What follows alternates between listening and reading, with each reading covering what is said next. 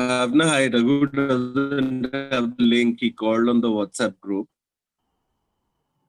I will just let him know. So I'm just trying to.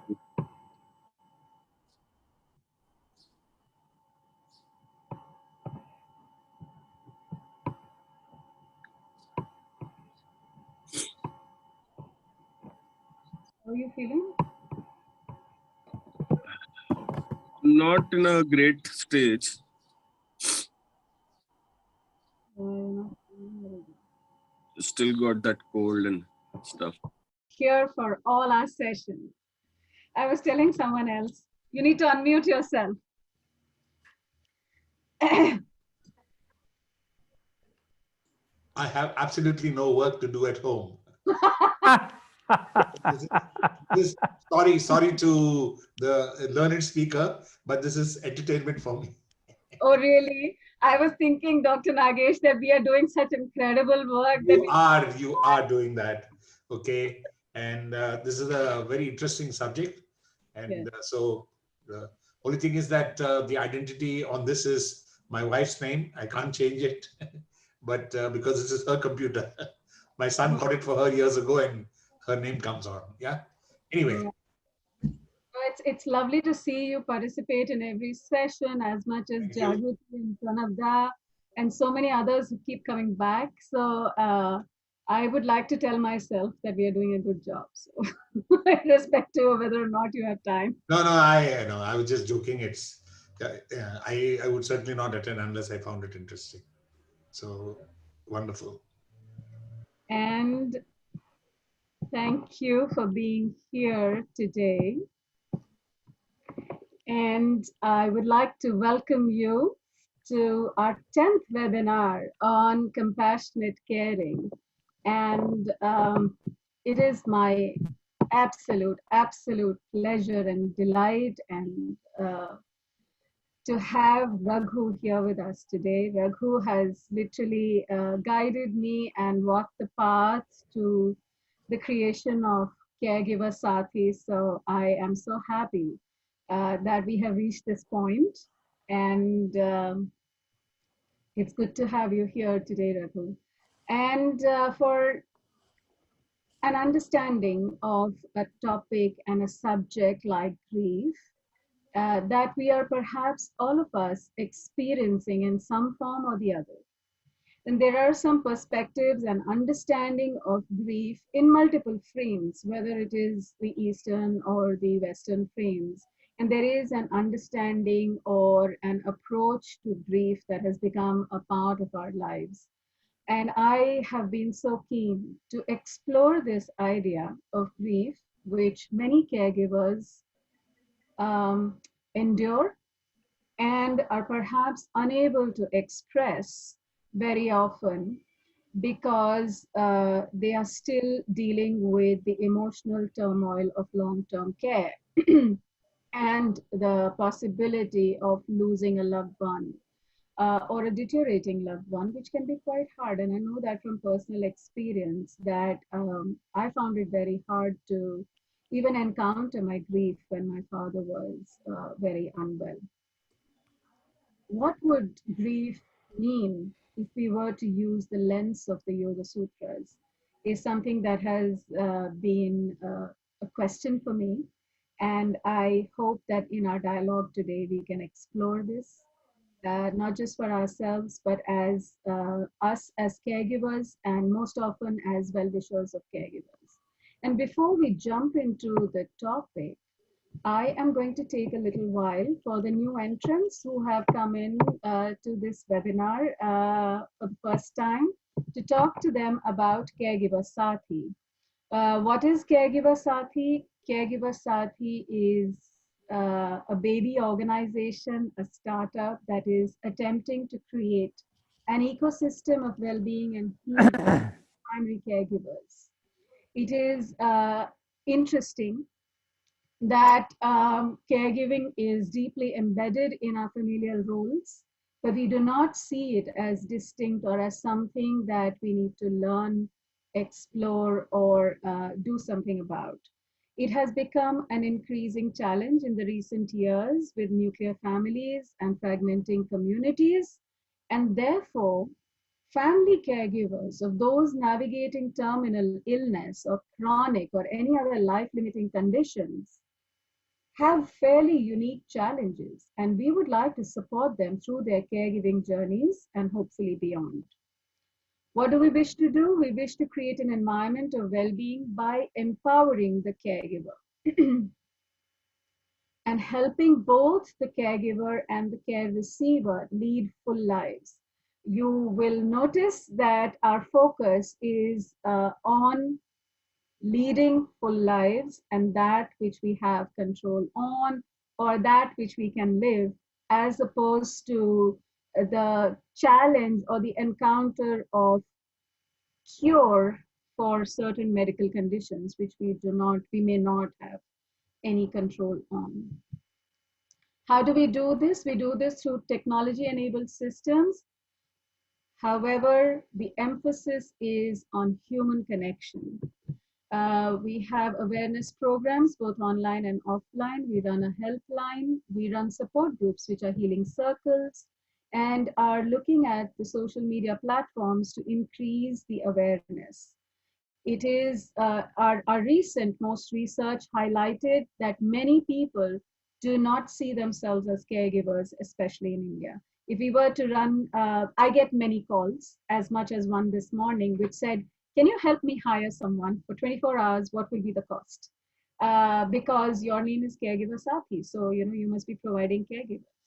Whereas it takes me a little while to explain to them that we work with family caregivers. So there is a need for awareness and understanding that family caregivers is an entity.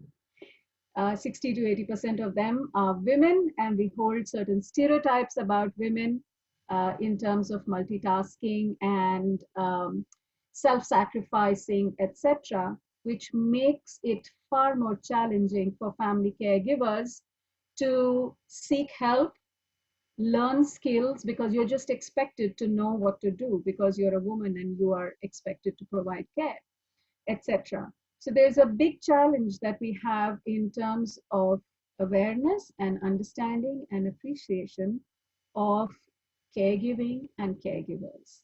This program or this webinar of compassionate caring is one such effort wherein we bring in experts to be able to look at different dimensions of caring or caregiving. And the big part of this is compassion.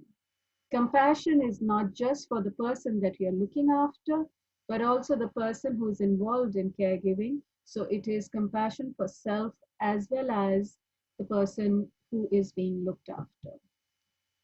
We provide access to relevant information. And finally, we have a platform and an app to enable and support caregivers. Technology can just about support or enable our endeavors. Human touch and connection and contact is most essential for healing and for living full lives. So we do not undermine the necessity for that. What have we done so far? We have built a platform, an app, and a website. We do our online programs. Many of you may have our app. If you don't, we would strongly encourage you to download it and help other caregivers so that they can create the time and space for attending sessions like this. Very often we hear caregivers don't have the time and space, and one of the tools to be able to do that is our app. We have a community, and we run a stories series through our videos, which is called Gentle Warriors. That's the way that we see our caregivers, where we encourage experienced caregivers or people who are able to step back from their story and narrate their story.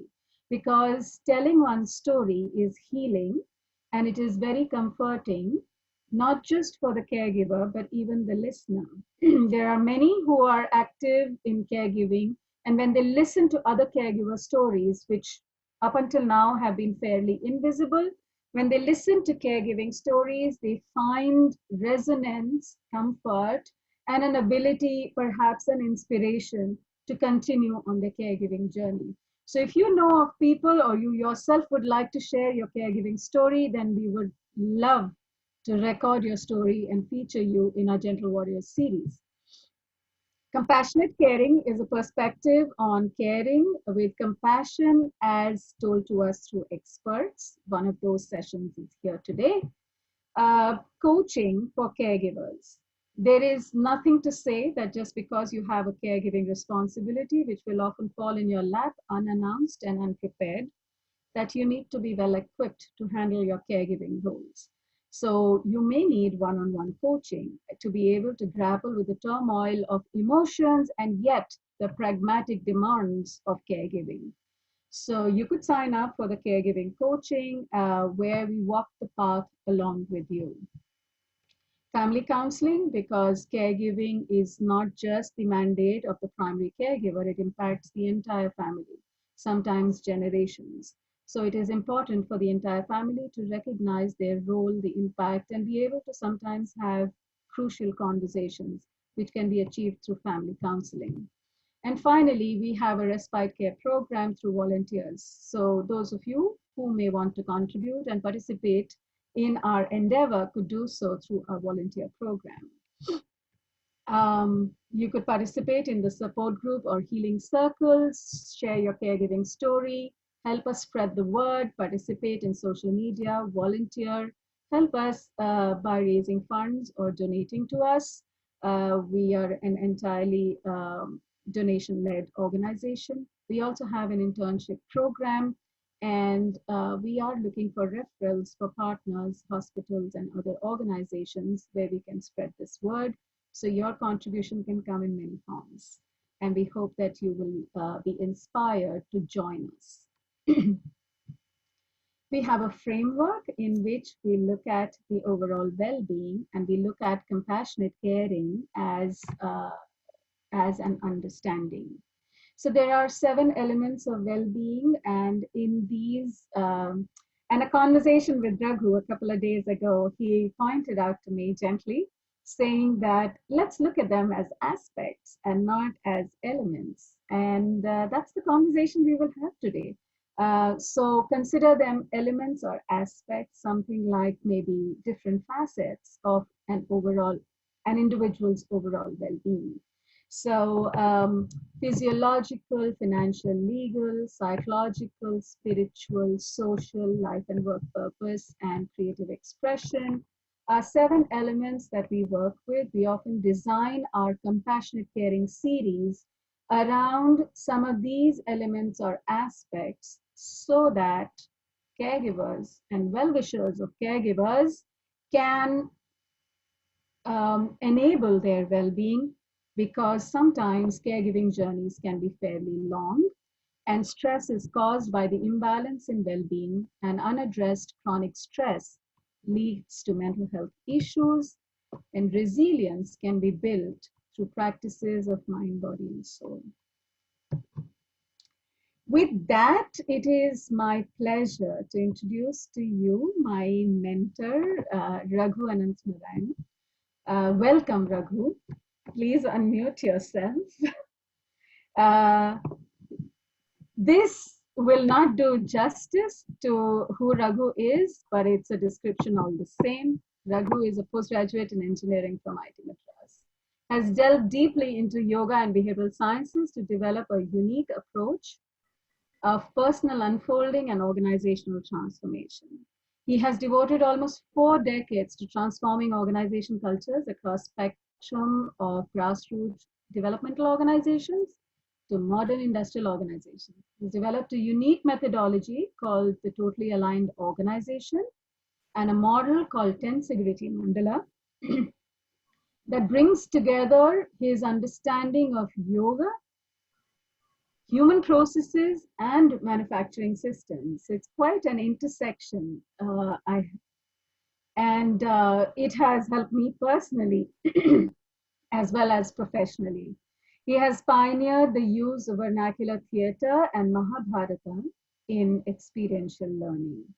He is a direct disciple of Yogacharya Krishnamacharya and T. KV Desikachar. Raghu has also benefited from a long association with J. Krishnamurti and Professor Pulin Garg from Ahmedabad. Multiple publications in his name, and Raghu has been the founder of Sumedhas, an academy that I am a facilitator with, but I believe has contributed significantly to my personal growth and journey to creating Caregiver Saathi. So I would like to take a minute and give you the admin announcements, which is that please keep yourself on mute. Do participate using the chat box, and we will have an approximate 60-minute conversation and discussion around the topic and what are the implications for caregivers, well-wishers of caregivers, and compassionate caring. Feel free to leave your thoughts, comments in the chat box, and we will address them during the question answer session. I look forward to your feedback and suggestions so that we can design better webinars in the future. If you're seated and your camera is stable, please keep it on. Else, please turn off the camera. It can be quite distracting otherwise. We keep the group restricted to registered participants, so it's a safe space for you to bring up your questions. We do not live stream it on Facebook. So you are welcome to bring in questions and that can be addressed. We will be recording this webinar. However, the section where you ask your questions will not be used anywhere publicly, and will certainly be a point of reference and learning for us about what might be your dilemmas. And with that, I would like to hand over to Raghu to talk about his thoughts on the topic. Okay. Nice to see where you have come to, Bhavna. It's been a long journey. Yeah, I remember the several discussions we've had and all your efforts and your struggles to getting here. So that's great. Yeah. To start with, I'm going to restrict myself to the yoga idea, like you suggested, particularly to the Yoga Sutra, right? And one of the first injunctions of the Yoga Sutra is that you don't. Sorry. Why don't you just mute everybody? Yeah, I'll just do it. Yes. Everybody. Okay. Yeah. Yeah. So one of the injunctions in the Yoga Sutra is that you only speak about what you've experienced. You don't speak about something you have not experienced. Mm. Right? So, like you said, caregiving is seen as a woman's job. Right? So, what I will speak about is having watched other people offer caregiving, and several times since I teach yoga and my family knows, respects my work in yoga, I'm often called upon to help people who are in a caregiving situation. Yeah. So my earliest memories of caregiving, watching somebody in caregiving, actually goes back way back to my childhood, when my grandmother was very ill for about 3-4 years, and my mother was almost full-time caring for her. Mm. Right. And I think it was very lucky that at that time we were more or less living in a joint family kind of a space. So the entire effort became a community effort in a sense. Right. So, but even then, I think the stresses on the people who were doing the caregiving was quite a lot. Yeah, because I remember all of us children were left alone quite often, right? But I think also that it was a very good experience in a sense, good in the sense that as children, we saw the entire process of somebody ailing, people taking care.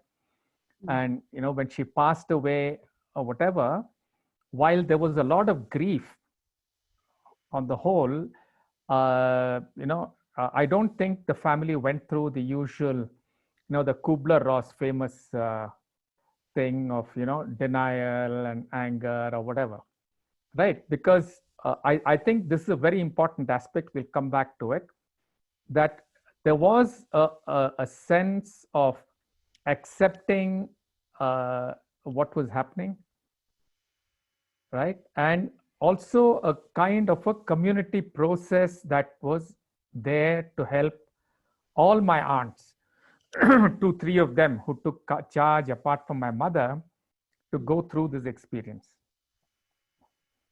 right?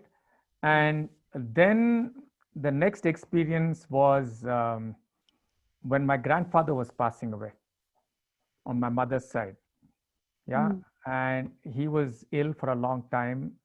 And what I had to do was to teach yoga and meditation to my grandmother, who was the primary caregiver, and one of my aunts in whose home she was living, right? So I would go there once a week. And apart from the teaching of asana and pranayama, I also had to listen to my grandmother, right? Her, and she would relate stories of what happened, and once in a while she would, break down, weep, whatever. And I think I was doing what you were suggesting that we do. I was being a caregiver sati, I guess. So that to me was a very interesting experience, because it was very enriching at one level. And what was very, to me, very striking was she said one day that, you know what, I'm hanging on to your grandfather and I have to learn how to give up. So she went up to her puja space, prayed, and, came back and said, look, I've really let go and I've made peace with his death. And next morning, my granddad passed away. Right? And this was very interesting to watch also, because, my granddad didn't want this elongated kind of thing. Right? His brother had been through a very difficult period before he died. But one of the things I think people have to learn, and I think this is happening more and more to people who become modern in their minds, they don't know how to accept death. So in spite of his saying that, look, I do not want my life to be prolonged, the rest of the family, I don't think allowed him to die so easily. Everybody had to feel they had done their best, and they had done their best means going to the hospitals. And I don't think hospitals do anything except, I'm being very cynical here. They don't do anything except prolong death so that the bills can keep getting paid. Yeah. Now, Pardon? There is now a movement to try and get more and more people to talk about how to write a living will. Yeah. I've had a long discussion with a doctor about it, and his struggle inside the system against his support for this. Yes. Okay, so my cynicism has only grown, it hasn't gone less. Yeah, it's hard. Yeah. It's a system. Yeah, and it's made more difficult by certain attitudes which I don't think are very helpful, either in the caregiving process or in the letting go process. Yes. Right? And I think this part of Kubler-Ross's work is much more important than the so-called anger and denial and all of that. But somehow this is not talked about as much. Yeah. Yeah, and that's unfortunate. Yeah, and then the third experience of mine was when my mother-in-law passed away, Mm. right? And then she was in our home for the last few months when she passed away. And this is again a very different scene when it was just my wife and the nuclear family looking after her, right? So obviously the stresses on Sashi were much higher, Mm. right? Middle of lot of work. I mean, how do you redistribute the whole thing? It's not as though the external stresses on us at that point was any less, Yes. right? So looking after the children. So the whole experience, I've seen three different phases 3 of different this, generations also. different generations. And in each generation, what I've seen is one, a loss of community. Mm. So I'm very happy that one of the things you're trying to do is to build a community around this. I think it's an extremely important thing. Mm. Yeah. The second is the attitude towards death, Yes. right? The more we have become instrumentalized, modern, with an idea of success, which is extremely, individualistic and so on, our attitude to death has also become that much more problematic. Everything in the commercial and the capitalist or even in the consumer world is about pushing death or being young Yes. and being like, for example, I hear this a lot as to why do I not color my hair for starters. Oh, you're looking lovely as you are, yeah? It'd be terrible if you colored your hair. Imagine. It, like, why do you want to look older or why do you want to grow older? So everything is to push or deny the fact that death is the only reality of our existence. Yeah. So this entire process has become more difficult than it ought to be.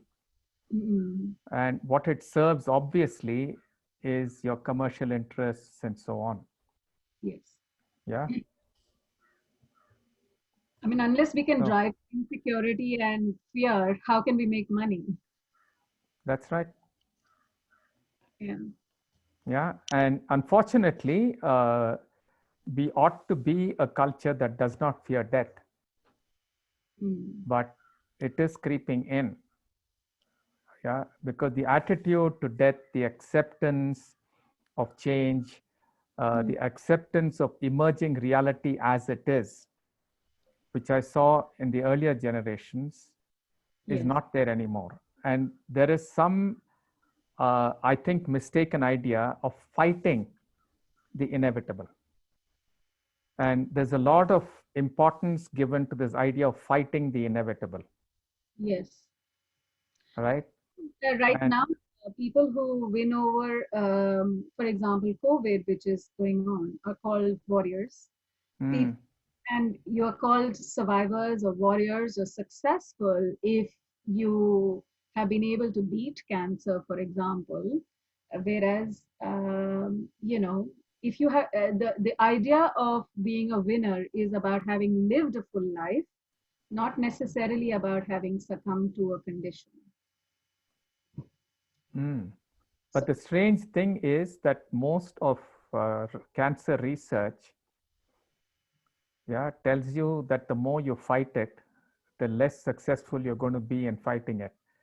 Mm. That the entire process of dealing with cancer, for example, is in understanding yourself, understanding where you've been bottling up grief or bottling up anger and so on, coming to terms with yourself, right? And discovering how to really nourish parts of yourself so that they can grow well again, right? So most of the visualization therapies, a lot of cancer, 2-3 cancer people have come to study yoga with me. So what we teach them is dhyana, visualization, and how to get in touch with parts of your body which are ailing in a way that is nourishing and caring. And it makes a huge difference. And at this point, I think I'd like for you to, help us understand how yoga looks at the connection between the mind, body, and soul, or the fact that the aspects of one's well-being are interconnected. And that might be a different way of looking at oneself or one's well-being. Okay, yeah, to start with, I'd go back to that picture that you showed us, Yes. right? Now, if I have to draw a picture that is based on a yogic understanding, there'd be 3 circles. Okay. Yeah, the central circle, the spiritual, physiological, and psychological are not separate realms, Right. right? They're all the what would be called the antakarana or the antaranga realms of, this is the psyche, and the psyche is not separated Right. from the physical or Psychological. whatever, right? Or the psychological. So that would be the central circle, because the way you look at yourself will impact your body, will impact your psyche, will impact your ability to deal with the world in a certain way. Yeah, to me, spiritual is not anything to do with God. Yes. Could you give an example of the way you look at yourself will impact? See, in Yoga Sutra, there's a very interesting idea called asmita. Okay, asmita means asmi bhavaha asmita. Yeah, if I translate it into English, it would be the way you fill in this term. Now, I dash dash dash, therefore I am. Right. So, for example, if I define it, I'm successful, therefore I am. I have this, therefore I am. Right. The entire psyche, the body, everything gears up in a certain way to respond to this idea of self. And if this idea of self gets threatened, there's fear of death.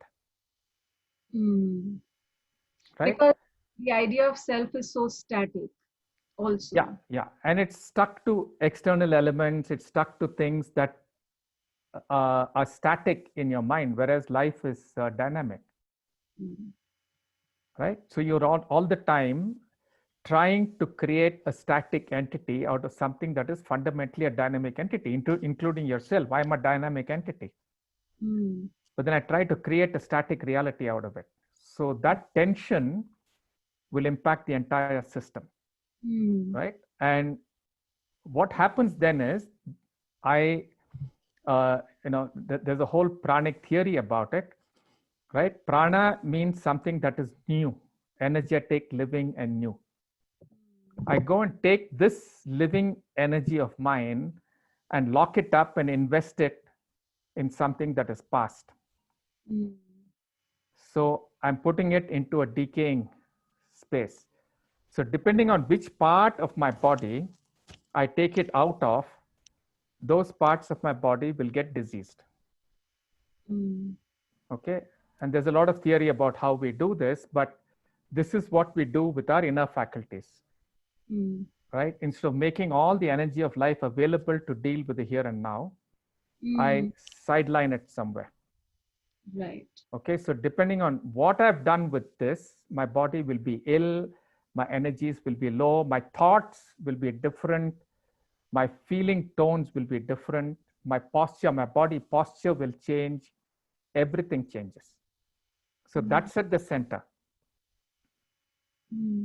Okay, and we also have to remember that the word soul is a very strange word. Yeah, it doesn't exist in yoga. Okay, Atma is not equal to soul, but that's a whole different thing. We won't go there at all, right?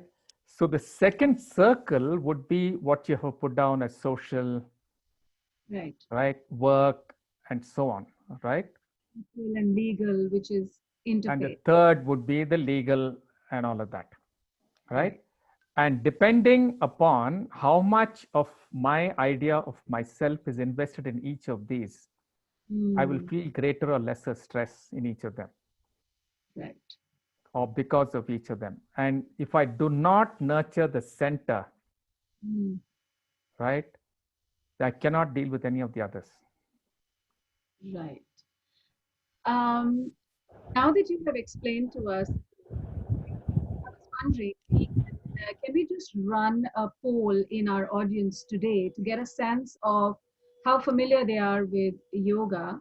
I'm going to request my colleague Nabya to just run a poll so that Akanksha, just give us a little while, we'll come to you. Let's respond to this poll. Can you see a poll question on your screen which asks you about um your familiarity with yoga?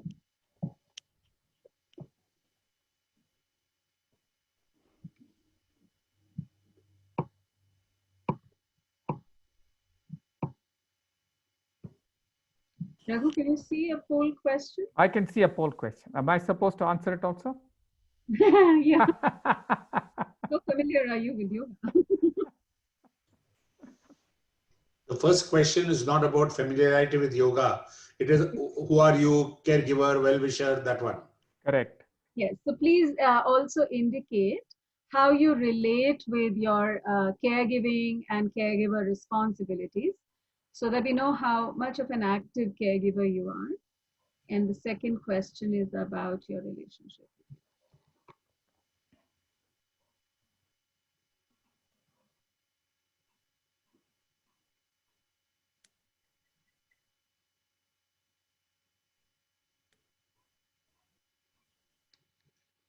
She's got only the first question. Nabya, will you please release the second question as well? Yeah, I released. Okay, great. And while people are responding to the poll, Akanksha wanted to ask a question. Would you like to go ahead and place your question so that we don't? Yes, please. My question is that Raghu sir just talked about the three circles: psychological, social, and legal. So I want to know more about this, especially the third circle. And with psychological, did he mean that the way we look at ourselves is how it will impact our health as well as how we see the world? This is it. So I'm just confirming it. This is what am I understanding right? And I needed a little bit more of elaboration because this is new for me. Thank you. Oh, Yes, Akanksha. The way I see myself is the way I will deal with people around me, the way I will deal with the world outside of me. mm, Yeah. So if I see myself as a fighter, mm, okay, I'm going to be extremely demanding of people around me. mm, And yeah, I want everybody to be part of my fight. And I'm probably going to create a whole lot of stress around me, right? If I see myself as, you know, a compassionate person or a person who's acceptant of death, I'm going to be asking people around me not to fuss and to let me go. And correspondingly, my worry about other things in the world and everything will be different, right? And chances are that I will not fight with my pain. I will not increase it by having this tension in my body, because the moment I call myself a fighter, I brace myself up. There's so many impacts of this.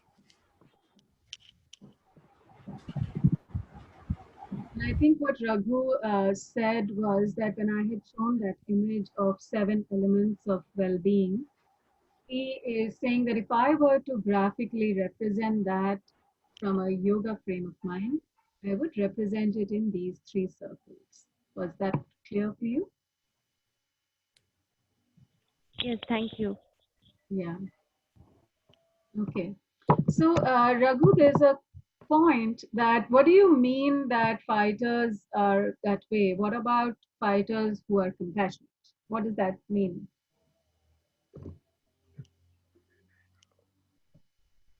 That will require a long discussion. Yeah.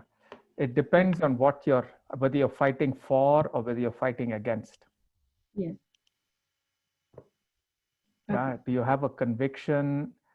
Is there a dharmic stand that you're fighting for? Or are you fighting? Today's fight is very clearly a fight of acquisition, a fight for power, fight for status and position, and so on. That's a very different kind of fight. Right.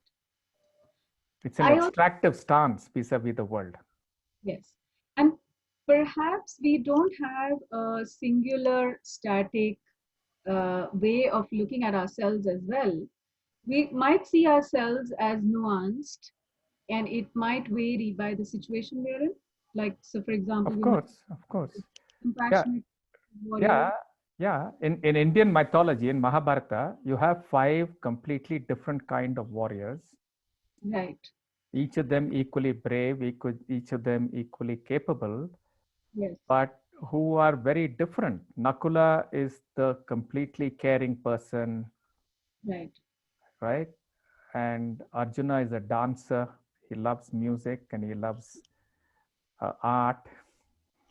Yeah.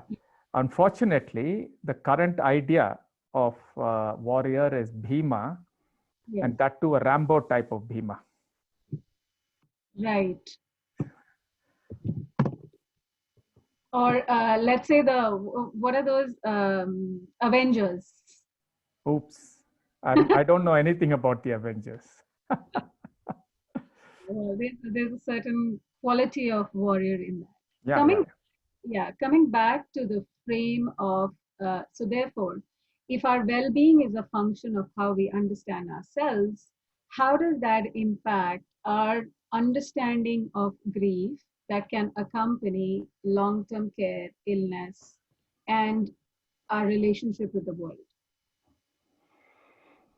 See, if I have a construct of life Yes, which is dynamic, which is changing, and which fundamentally has compassion for the world.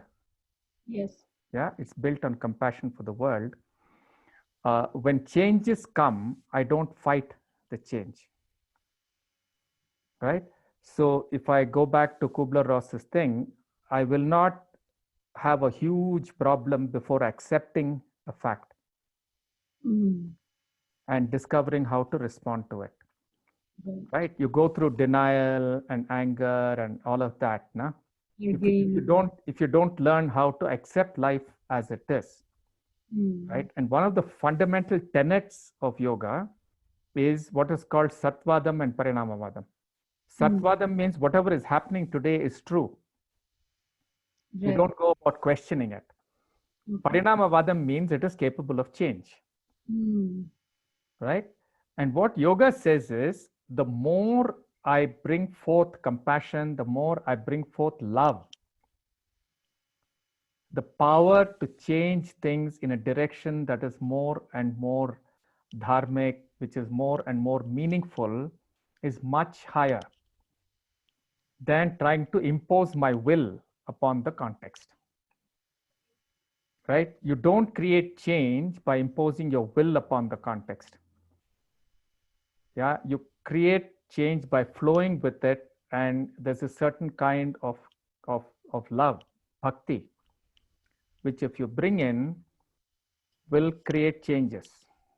But these changes are not created at the superficial level. They're not created at the level of the effect. They're created at a much subtler, much deeper level. So most of what goes for fighting today is fighting the outside without understanding where the shift has to be created. I would also like to discuss with you the 4 aspects of yoga that you told me, which were about our understanding of suffering and our understanding of. That's there in Buddhist teachings. It's there in Jain. In the Buddhists, it's called the 4 Brahma Viharas. Right. It's actually a statement taken from the Yoga Sutra. Yeah. Right. Which is actually a prescription for all relationships. Okay. Right. So it goes like this. Na Maitri, Karuna, Mudito, Pekshanam, Sukha, Dukkha, Punya, Punya, Vishayanam, Bhavanataha, Chitta Prasadana.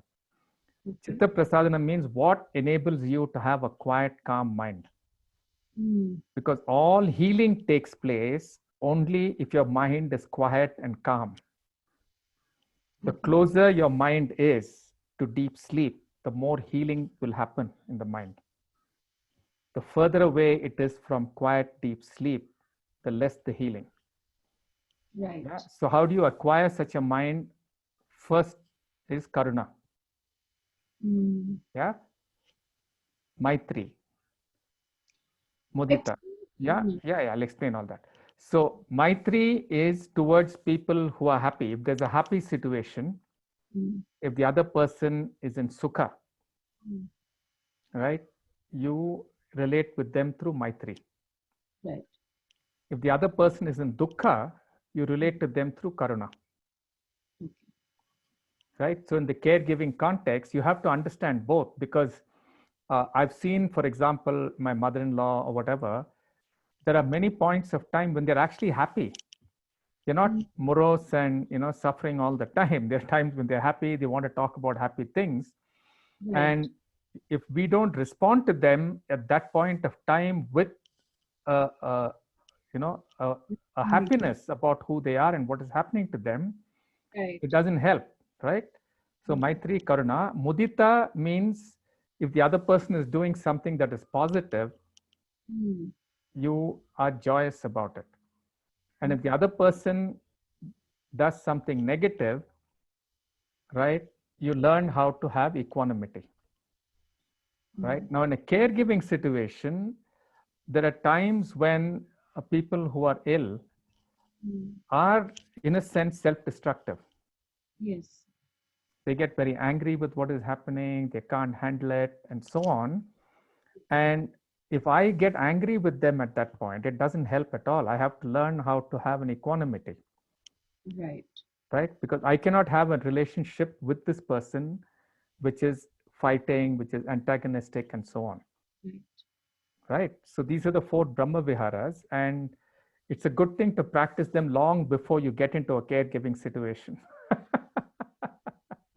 That is another point, which is that while we prepare through our education system to build careers, to have ambition, to go out in the world, so on and so forth, we don't necessarily, of late at least, build our practices for caring and caregiving, which both men and women will have to encounter one way or the other. Mhm.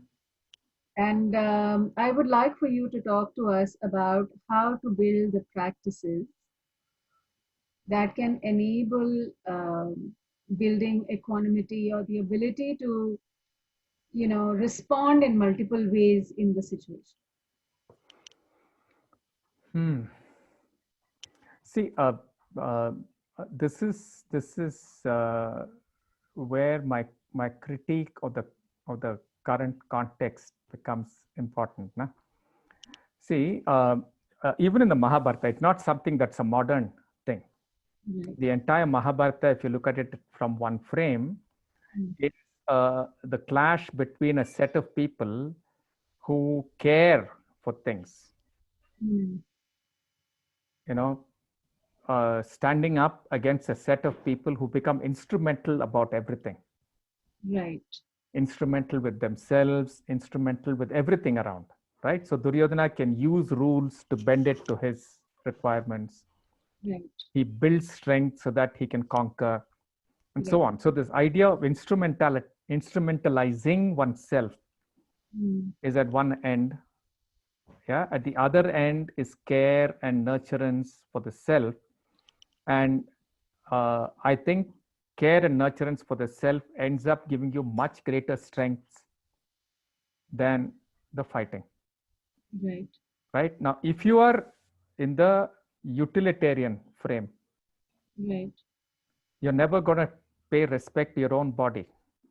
Mm. Your own body is going to be treated as an instrument, Mm, right? So where will you give any respect to anybody else's body? right. And everything in the world becomes consumption and utilitarian for you. Mm, Yeah, as against looking at the self not as an instrument, but as something to be loved and taken care of, right. that will spread to everything that you do. Mm. Actually, some of our efforts to shape and our bodies, either to look beautiful or to even become fit, is driven by guilt and anger and frustration, and less by love.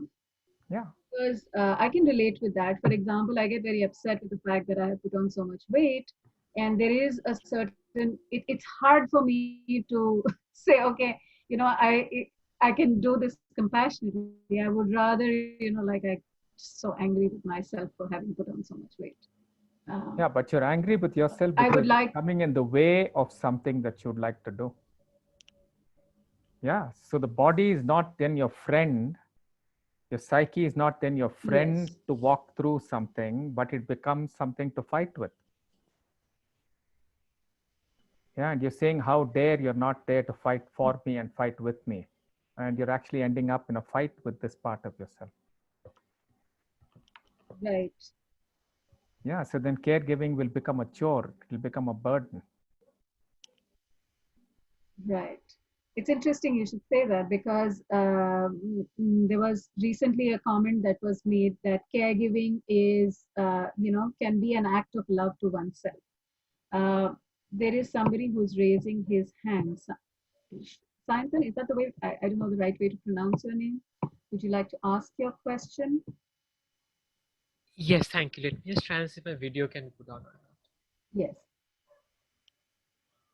Good afternoon, sir. Nice Hi, to see you hi. after such a long time.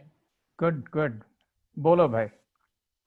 So regarding that comment on the utilitarian frame of looking at oneself, my question is that if somebody comes from a place of love and acceptance for themselves, but their worldview or their mission or their, for example, if it's dharmic, and they kind of choose to take that utilitarian frame to do something for the world, do they still become an enemy to the self? I don't understand your question, Sayantan. If I'm fundamentally coming from a position of care, where does utilitarian come in? I am stretching more than I should be. My body Yeah, knows that it's yeah, about to break, but that's I'm fine. still doing it for some dharmic reason, and I'm okay with that. Good.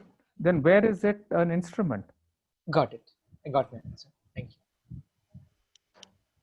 Yeah, but you'll have to realize that unless you take care of yourself, you can't even act,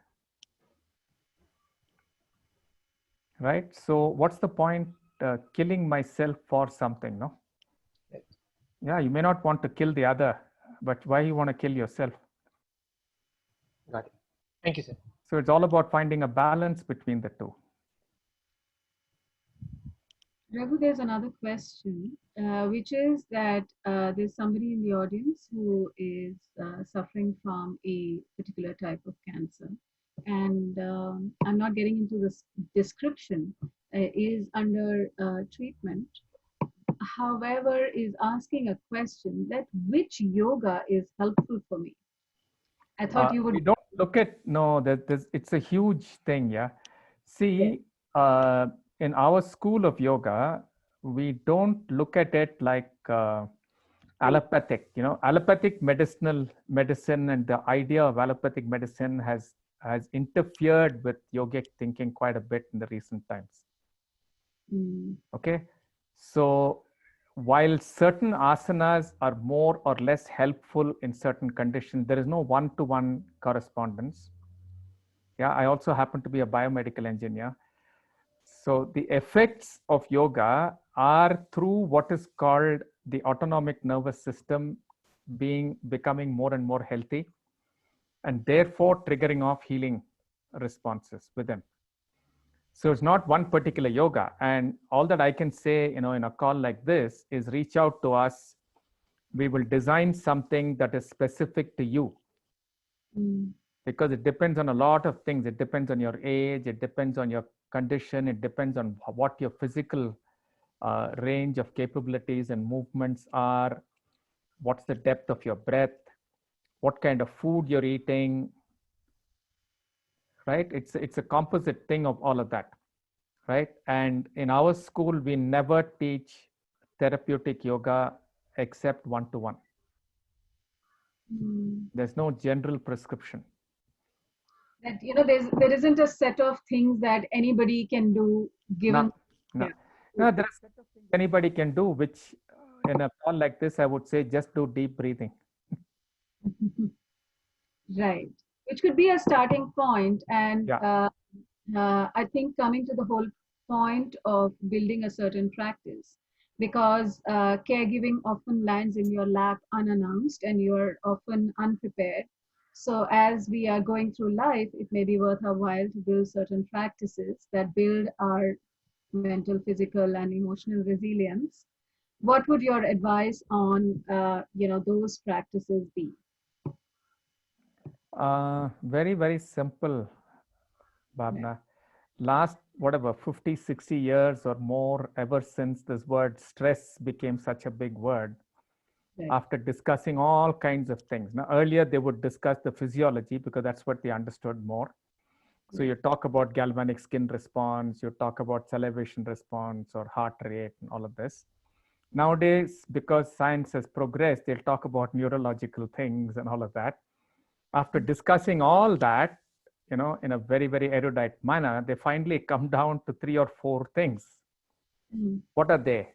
Food, exercise, meditation, sleep. That's it, over and over and over again.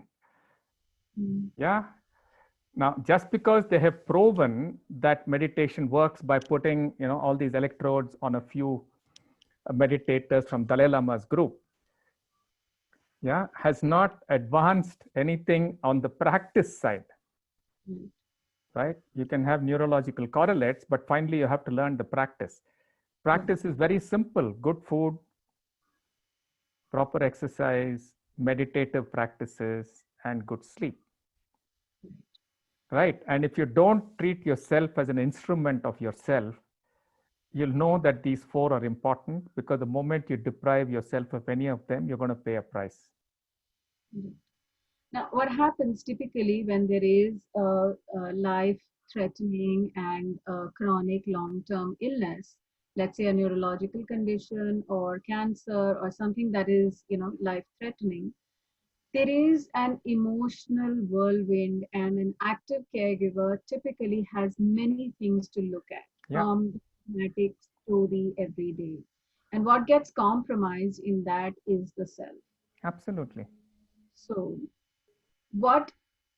there must be a couple of steps before you can get to the point of creating the time and space for yourself, right?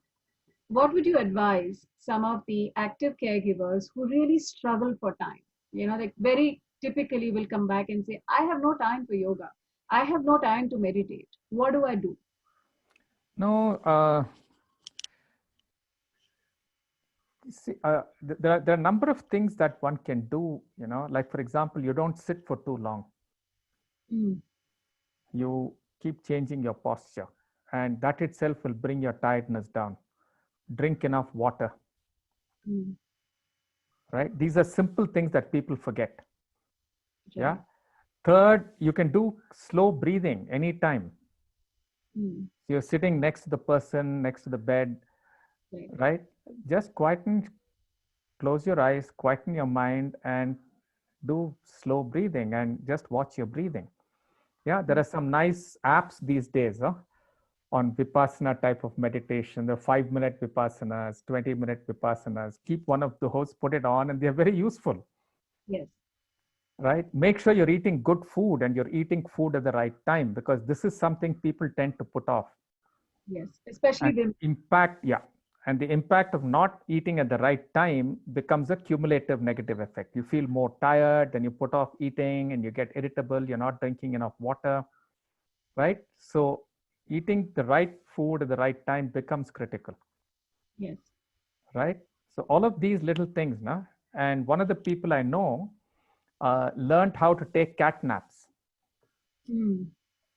right? So just relax completely and let your body rest. Sleep doesn't necessarily mean you have to lie in your bed and sleep, Hmm. right? And once you start doing this, you started off on the process, Right. right? And meditation doesn't mean sitting there with your eyes closed and navel gazing. Meditation simply means to start with being very aware of where I'm coming from, right? So if I can be aware of, let's say, the 4 Brahma Viharas we talked about, where am I coming from when I'm dealing with the person I have to give care to? Where am I coming from when I'm dealing with other people around? Right, will immediately make me more aware of myself. And that is the start of meditation. What would happen? So there are two other things that I have in mind. Sujata just said that she has to leave, but I'm sorry to see you go, Sujata, but I hope you have a good call. Um, you know, it's human and it's natural. You said that, you know, if the other person is angry, don't get angry. But, you know, sometimes one can lose one's cool, right? Sure. And as a caregiver, sometimes one feels that not only do you lose your cool or get frustrated, then you feel guilty about it. Correct. So, first of all, like yoga lens and a perspective on that, and then a practice. What I said, no, the 4 Brahma Viharas, you have to first turn it onto yourself, Okay. right? So guilt and shame and all of these things in yoga are not seen as useful emotions unless you get to the bottom of it. Okay. Yeah, so very often guilt could simply be that, you know, I really wish to do my best and I'm not able to. Right. So then just honor that, na? And also honor your limitations, Mm. right? Then you're not fighting with yourself. Yeah, going back to what I said earlier, you don't fight with yourself. Which is being compassionate to oneself and the other person. Exactly, exactly. Yes. The compassionate caring would be to recognize that, yes, I'm feeling, where is the guilt coming from? Correct. Got it. And very often we might be well-wishers of caregivers. We are not actively caregivers, or we are long-distance caregivers. So how can yoga lens work for us? Because actually friends and family of caregivers have a huge influence in how the caregiver feels about themselves. A lot of times caregivers feel judged and evaluated by extended family, for example. So what would your Yeah. recommendations to My recommendation is very simple. Everything that I told you so far about the caregiver ought to be given to the caregiver. Yeah, compassion. application? Yeah, it's the same thing. Yeah, just another degree. Yeah, like this person is actually suffering with some disease. The other person is maybe not suffering with the disease as much, but they're also going through their own struggle, Right. their own suffering. So you are to them in a Yeah. lighter degree what they are to the other person. So you apply exactly the same things. Yes. Which is fine. So we have the silver bullet for everything now. I am also keen to explore with you the fact that there are residues and there are implications of death, whether or not it is the eternal reality. One feels a sense of loss and Yeah. grief. And there's a long period after where one feels pulled down or disconnected with the world or unhappy, and memories come back, etc. Yeah. I would like for you to help us see that through yoga. See, the yogic view of this is that there is actually a pranic connection between me and people around. Mhm. right? And depending on the intensity of my relationship, right, there is a pranic connection. So when there's death, there's actually some degree of pranic tearing away or whatever. Right. Right. So grief and all the reactions that a person experiences when somebody close to you dies are related to this in the yogic tradition. That I'm reacting and responding to the disturbance in my own prana. Okay. Yeah. So there are lots of, you know, there are lots of ways of recreating or re-energizing my own prana. Okay. Right. So that is why you have certain kinds of chanting that you do, certain typical kinds of food that you're supposed to eat at this time. And all of these are actually, you know, people call it ritual without understanding what ritual is. These are just good practices and healing practices right from the food that you eat to whatever. And you don't meet people outside the family for a period of time because there's a certain way in which their questioning comes in the way of your grieving. So this period of seclusion and letting yourself feel into what you're feeling and let it go and so on is important. And one of the ways of doing that is to also speak about it. Right. And the recommendation in the whatever the yogic thing is, I am responsible for whatever has got evoked or provoked in me. Okay. After the person has passed away, I take responsibility for that. So if I have been evoked into being a certain kind of person through the way my mother dealt with me, I now take responsibility for that without the dependence on my mother. And doing that is taking care of my own prana and letting her go. When I'm still holding on to the dependency and lamenting about the absence, I don't allow my prana to heal. So grieving in the prana, in the yogic context is all about how to rebuild my prana and, you know, hold it with me. Yeah. And finally, to bring our conversation to a close, I remember a conversation with you that I had with you, where you spoke about how the time of passing away of a person is actually a very pristine and a precious moment. Yeah.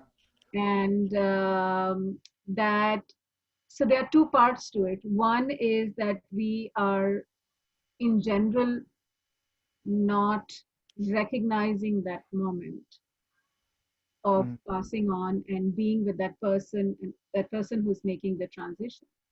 The second is that given the COVID circumstance, on many occasions, caregivers, long distance caregivers, family members are not able to meet. Yeah. And they are not able to exchange and grieve in the ways that we have known traditionally or so far. Yeah. So what can we do, or how can we learn to be able to deal with death given all these things right now? You're asking too many questions in one question. Yeah, let me just answer a couple of them in short. The Buddhist recommendation is that when you know when your death is approaching, go away to a place which is very quiet. Yeah, so that the near and dear ones do not disturb your prana when you have to go. Because the Buddhist tradition says that they will put their grief onto you, they'll put their reactions and all of that onto you, and that will disturb your prana and not let it go quietly. So they actually recommend that you send people away and you die quietly. Okay, I got to figure this out. Maybe in my deathbed, I'll understand what this is all about. But the general idea is you don't go sit next to the person who is passing away and say, oh my God, I love you so much, don't leave me, and things like that. You manage your own grief and you sit quietly. Okay, in our families, what we do is we either read the Bhagavad Gita aloud or chant some specific chants. Like there's Arunam, there are some specific chants which are supposed to enable this thing. In the Buddhist tradition, they have some other chants that they read out to a person, you know, at this point of time. Yeah, these are all supposed to enable that prana to get shanti before it leaves. So that's very important. Right. Second is that I'm dealing with this myself. One of the people who I consider my, you know, mentors, my gurus, passed away suddenly. Not because of COVID, but you know, he just suddenly passed away. I'm sitting here, I can't travel, I can't do anything. Right. Yeah. So this is numbing. This is just like, you know, like, you know, there's a cocoon and I don't know what to make of it. There's no way I can make meaning of it. Right. Right. So all that I did was sit down and have a series of conversations with this person. Right. What would have been the last conversation I could have had with this person? And that helped me a lot. Sure. I think the fact that we cannot interact with community, family, have human touch, you know, maybe hug another person or touch another person is also adding to the, of course, to the lack of ability to heal, or you know, the intensity of the grief. And we have to recognize and appreciate that for ourselves. The complete lack of community, not today. What it's doing is that, it's a complete lack of community. Yes. And I think that the best that we can probably do is to articulate our grief and probably, you know, get into some forms of community, whether it is some groups, maybe other people who have similar, you know, experiences. So, you know, there are support groups for people who have been bereaved, and you know, people who are in similar journeys, or just coming together as family and talking about your emotions, which is highly recommended by many people. It's some kind of compassion towards oneself and the healing. Or praying together. Or praying together. Yeah. Because that will not also not lamenting together, but praying together. Yes. Understand. So, Raghu, any closing remarks as we bring our session to a close? Karuna, that's all.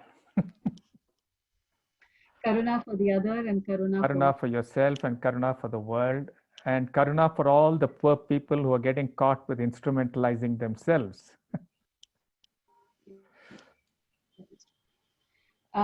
Thank you very much. And with that, I'm going to request everyone, if you have any questions or anything to ask, we are open to take your questions. I was hoping to leave just now. Yes, no, just a brief opening, not too long. Anybody who would like to ask a question or clarify anything, or this has been spectacularly clear and clean, and yes, Avni. Please go ahead. Sir, am I audible? Hello? Please go ahead. Yeah, sir said about visualization. I know it's a big topic in itself, but any tips, like I'm using visualization techniques for my patients.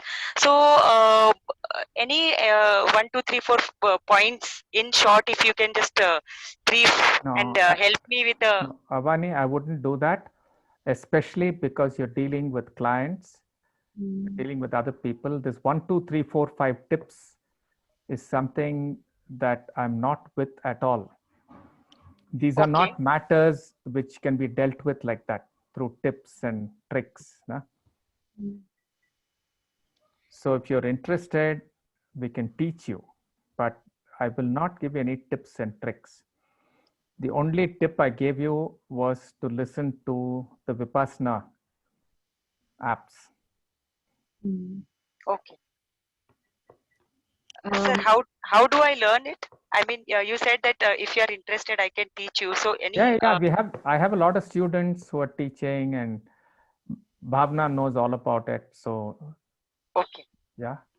Okay, So, thank so there is a school of yoga teachers who follow this school of learning and teaching, and they are associated with an organization called Yoga Vahini or Ritambara, and we will be happy to share that information.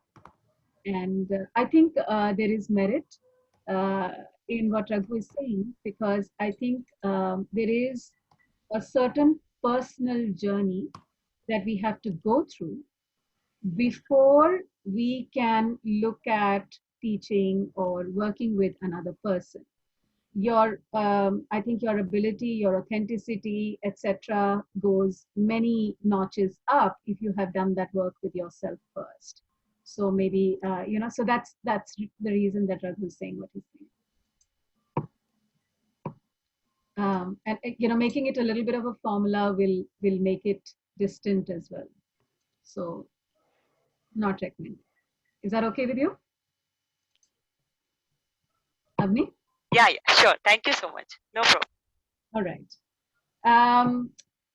Any other questions? If not, going one, going two, your comments and suggestions, and I'm going to request Nabia to have the poll for the session feedback. But please leave your comments and feedback and thoughts and anything that you would like for us to know, as you have invested more than an hour today with us. We are very grateful. The best way for you to stay in touch for our similar upcoming programs is to register on our website or to follow us on our social media handles, and you will get updates regularly. If you are a caregiver and want to join our support group meetings, then you can also join our WhatsApp group. With that, thank you very much, Raghu. We are very, very grateful for yet another great conversation. Thank you very much. And I know that you have to go, so Yes, Sashi is waiting. yes, thank you very much. Okay. Yeah. Yeah, we will share the Ritambara details with the participants. For others, the website details are, Akanksha, are you looking for the Ritambara details, or are you looking for the Caregiver Sathi details? Okay. So the website, Caregiver Sathi website is caregiversathi.co.in. Nabia, have you released the feedback poll? Yeah. That's going. You can give the feedback comments as well. Akanksha, the Ritambara website is given ritambara.org. I think Raghu typed it out. Ritambara, I will just share once again. And there isn't a WhatsApp group link. You will have to contact us so that we can then include you. And you can get the details from the website. The website details are caregiversathi.co.in. Thank you very much for those of you who joined. Hopefully this was your time well spent. we will be happy to bring you similar and other programs. Let us know what you prefer. And we hope that, Dr. Nagesh, this has whet your appetite about something, and maybe there is more to explore. Yes, indeed. That's great. Thank you for that. Yeah, no, thank you very much. I think it's lovely that you keep your open-mindedness to learn more and more, and that's If you're in palliative care, you've got to have a very, very open mind. yes, Otherwise it's a disaster. yes, Yeah. yes. And I really like the idea of intersectionality across disciplines. So I think we have a huge possibility if we can integrate disciplines. I haven't received your email, by the way, as yet. I know Doesn't matter. You take your time. I want to No make sure. hurry. No hurry. Yes. This week. Just a gentle reminder. I'm so delighted that you're looking forward to it. I will send it to you over the weekend. Thank you. Thank Okay. you. All right. Yes. All the best. Bye. Thank you very much. Thank you. Good night. Have a good weekend. Bye-bye.